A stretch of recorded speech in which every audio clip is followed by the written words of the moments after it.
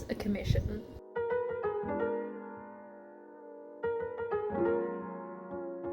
Hi, my name's Mocha and I am a New South Wales based furry artist. Now, since starting this channel, I have spoken a lot about me doing my first ever artist alley, and I'm sure you're probably all sick of it. But I have mentioned previously about how I also do commissions, and I'm currently editing the video, which will be up before this one, briefly talking about how I make money in the community and how I'm able to fund me going to conventions, me going to meets, and continuing my art and continuing my art business. In that video, I mentioned I do commissions, and that is the main way that I have been able to make money, not only to fund the fun things that I do, but also to fund my business and continue to grow products and grow my business as a whole. Briefly, commissions are just a commissioned artwork. In the same way that old kings and queens would commission paintings of themselves or of their families, of different things, artists now take commissions for anything. Now, personally, I don't think this is as common in anime, fan art, and just general art spaces, because really there's not much to be commissioned beyond maybe like your own characters or occasionally fan art pieces. But in the furry community, which is my niche, it is massive. I've seen a lot of artists online who do a lot of kawaii merch and a lot of fan art, and who tend to occasionally do commissions, but it's not like their main thing. Whereas if you talk to a furry artist, they will probably tell you that commissions are their main form of income. Reason being, and I've spoken about this before, furries have a little bit of different dynamic to a lot of communities. Instead of focusing around a character or a group of characters from a piece of media, furries make their own characters called personas. And of course, one of the ways you can bring your persona to life is through art. So it's very common in the furry fandom for people to commission artists, whether that be 2D artists like myself, illustrators, 3D artists, writers, even musicians, to create art pieces about their character. Because unlike with a movie, TV show, or video game, there's no way of having physical media or any media of that character without it being created by someone. Not everyone's an artist, so they commission people. What that means for someone like me is someone will come up to me and go, hey, I want to commission this kind of art piece of this character, and they'll send over normally their ref or a friend's ref, and whatever they want drawn. This means that there are different kinds of artists within the furry community. Normally the main kind of split is safe for work and not safe for work. I myself fall into both categories, and there are a lot of artists who only do one or the other. Primarily, from my experience in the community, a lot of people get personal commissions or commissions for friends. So this normally is a commission of their character, or maybe their character and one of their friends or their partner's characters, or a commission of their friend, partner, or someone else's character. Commonly this is scenes or just little cute moments. Sometimes it's just a headshot or a badge. Badges are a huge thing in the furry community. If you know anything about the furry community, and as I've already spoken about, we present ourselves as our personas. So my name is Mocha, that is not my legal name, shock, horror. And I would have a badge, in fact I have many, that have Mocha on it, so that when I'm going around spaces, convention spaces, meets, whatever, people can identify me and look at my persona, and they're normally worn on a lanyard. So this is an example of a badge. I do offer these as commissions. They are just something that you wear.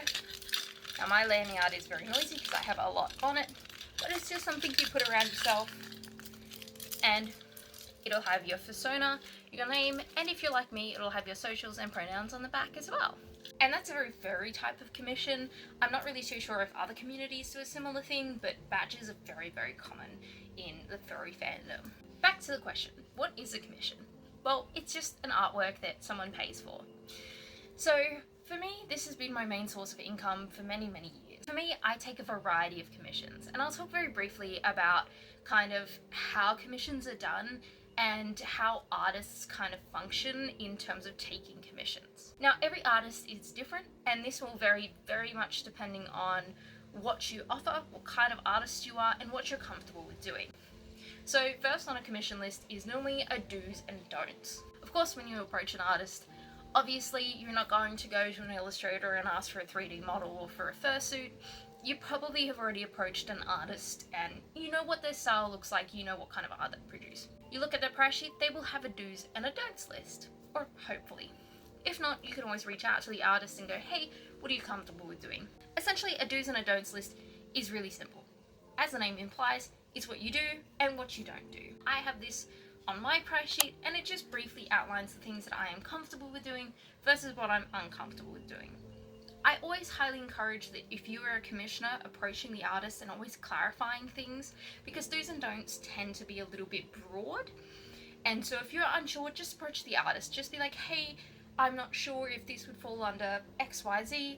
Are you comfortable with this? So don't be afraid of approaching the artist and just double checking, making sure that that is something that they can and are comfortable with doing. Now, the other thing you'll see, and this again will vary wildly between artists, is what they actually offer. So for some artists, this may be split into different rendering styles, whether that's they offer a sketch style, a line style, cel shaded, painted, whatever. Like mine is, you'll see on mine that I have a couple of products up the top in terms of things that are kind of more set, like badges. But then, of course, I offer different rendering styles, and I also now offer illustrations. So this gives a bit of a guideline to the commissioner about what they can actually purchase from you.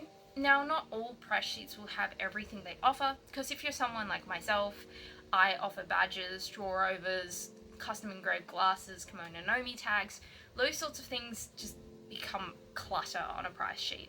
So for my price sheet, it's primarily focused around digital art and art pieces like badges. I don't include things like my draw-overs as much anymore, or things like commissions in terms of engraved glasses and kimono nomi tags, because that's a different kind of commissioning style and it's not as relevant to art, which people are trying to kind of get from me. Now, I will have price sheets specifically for things like engravings so that people know what they're getting, but I just don't include it in my digital art price sheet because it becomes too much and it's honestly just a different ballpark. So a lot of artists will offer, like I've said, different rendering styles, but they'll also offer different heights of characters, and this might be confusing if you've never seen that before. So essentially, as I split with mine, you'll notice in mine that I have different categories, different little boxes essentially, that have, for example, a cel shade,